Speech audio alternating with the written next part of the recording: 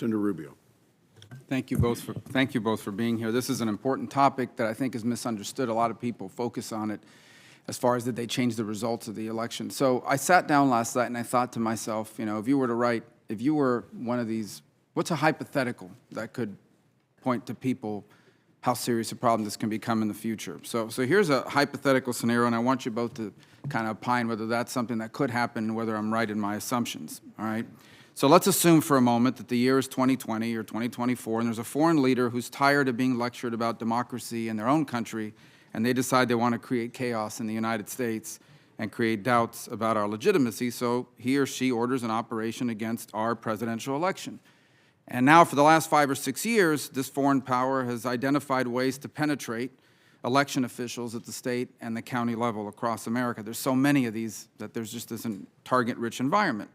And one of the things they've perfected over the years, for example, in this hypothetical, is the ability to inject misinformation into the bloodstream of the internet.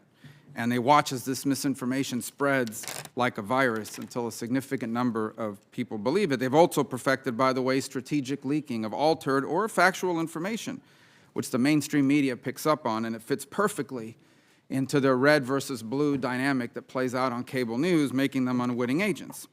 So the plan of this foreign power in 2020 or 2024 in this hypothetical would not be to change the election results. It would be to create doubts about the validity of the election and then spread those doubts using social media and media driven by red versus blue conflict, and ultimately call into question the legitimacy of a new president and potentially even trigger a constitutional crisis.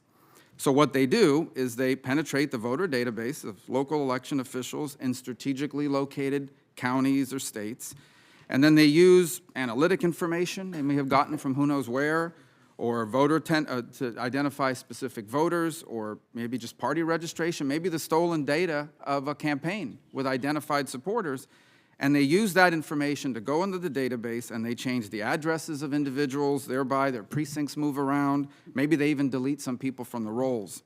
And the result is that on election day, we start getting reports about thousands of voters in different parts of the country who can't vote because when they show up, they're not registered. They're not in the system. Or they show up and they're told that their voting place is halfway across town somewhere else.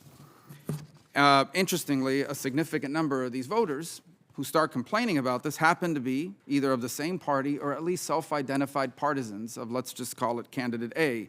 And they live in a county or in a state that miraculously happens to be controlled by government officials of the opposite party. So these reports start getting out there, and suddenly, magically, a bunch of these names on social media start spreading all these reports about what's going on in Election Day. Here's the other thing this foreign government's been able to figure out. This is all hypothetical.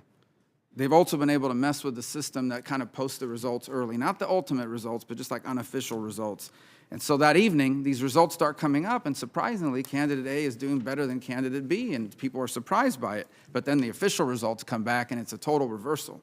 So what happens, as you can imagine at that point, is candidate A refuses to concede. There's this all-out fight going on in American society.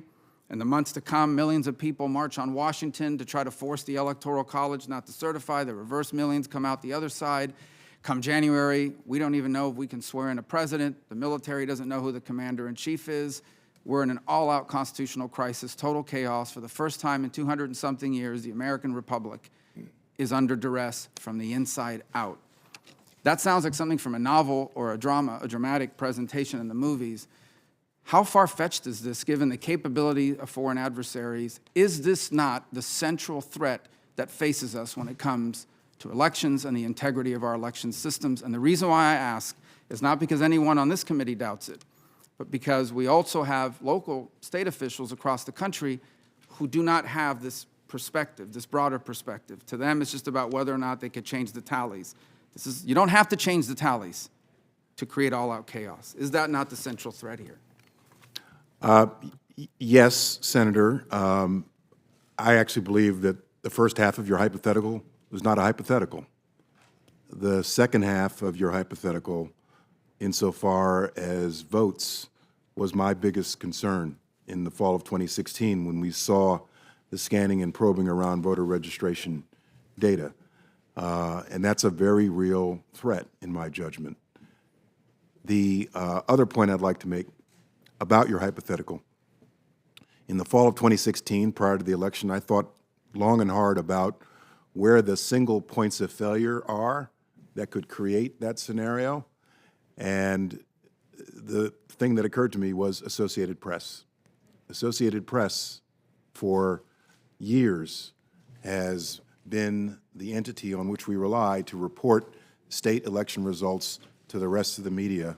And so I actually picked up the phone and called the CEO of the Associated Press to go over with him to ensure that he had enough redundancies in their system if there was a failure on election night, and I was satisfied that they did. But it's something to also focus on. But I think your hypothetical is a very good one, and I think all Americans should be concerned about it.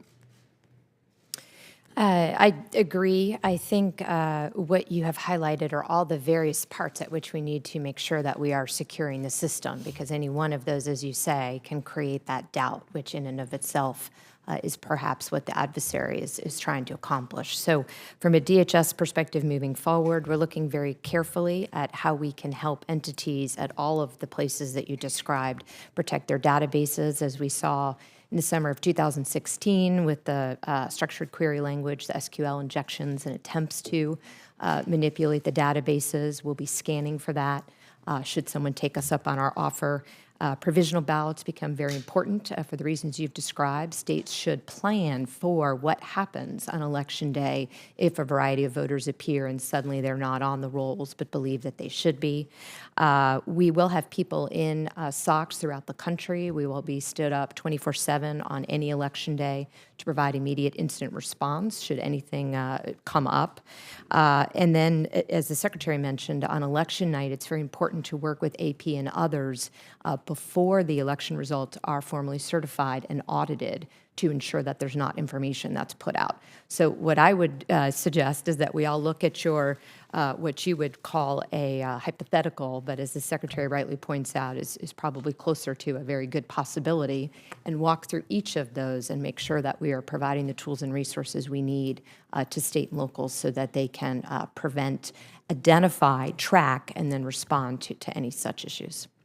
Senator Rubio said hypothetical, but if I hear he's doing a book tour, we're going to all claim a royalty off of this. Senator Feinstein. Thanks, Mr. Chairman. I think Senator Rubio hit the nail on the head.